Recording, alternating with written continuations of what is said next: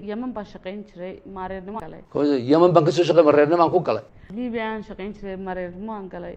Liibiya ka soo shaqeeyay mareernimo ku galay. Marka adduunyada meel kasta waan shaqayn jiray mareernimo aan galay. Ciraaq baan ka soo shaqeeyay mareernimo ku galay. Waxbarashadeedii waxa weeyaan waa double master waxaan jaamacadan ka soo baxay jaamacadda Mareykanka, jaamacadda London, jaamacadda Canada, jaamacadda Australia, jaamacadda Jarmalka intidii cilmigeyga weeyaan ma jirto gabadh Soomaaliyeed iga aqoon badan. Harvard baan ka soo baxay, jaamacadda London baan ka soo baxay, jaamacadda Urbina waxaan ka soo baxay dalka Talyaaniga, jaamacadda Maastricht ee dalka Holland baan ka soo baxay, jaamacadda UNESCO ee magaalada Paris baan ka soo baxay. qof Soomaaliyeed oo aqoontayda in leeg leh wuu jiraa laakiin ma badna. marka ma shaqayn karo wadan badan baan shaqayn jiray marka aqoonkayga iyo cilmigeyga hay'adaha waaweyn baan shaqayn jiray waxaan shaqayn jiray UNICEF MRR baan shaqayn jiray marka hay'adaha waaweyn baan shaqayn jiray 50,000 oo qof baan maamulin jiray shaqadii markaan tagin jiray helicopter baan raacin jiray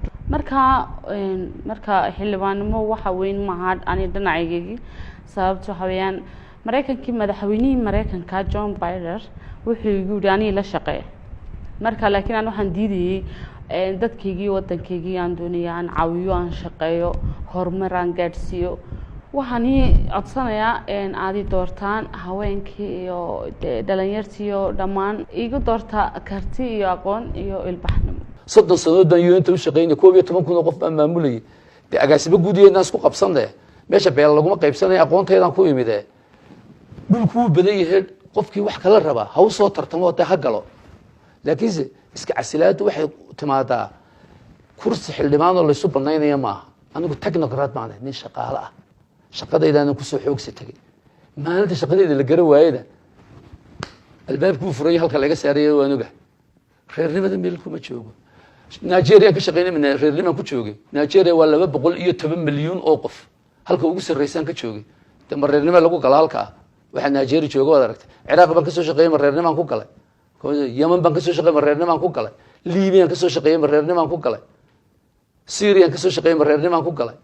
reernimada ku galay ninkayga inta badda qaleelka ka soo baxay halkan waxba lama aha marka ayna taas ku qabsanay